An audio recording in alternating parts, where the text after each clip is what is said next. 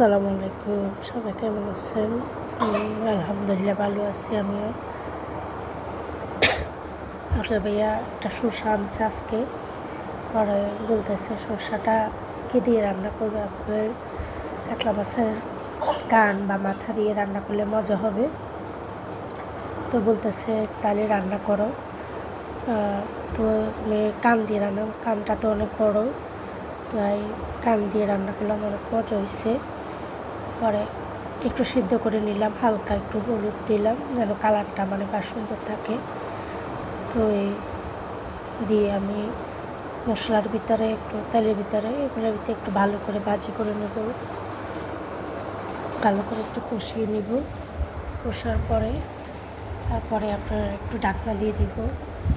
ঢাকনাটা দিয়ে দিলে একটু বাফ হয়ে আসবে, আর মশলার ভিতরে একটু কষানো হয়ে গেল পরে একটু পানি দিয়ে দেব।